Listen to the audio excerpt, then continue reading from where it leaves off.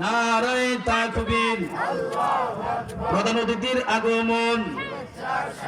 আলহামদুলিল্লাহ, আমি আপনাদের কাছ থেকে এই বলে বিদায় নিচ্ছি।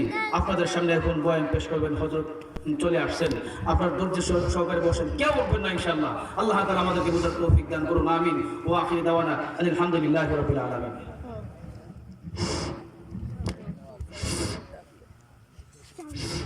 সম্মানিত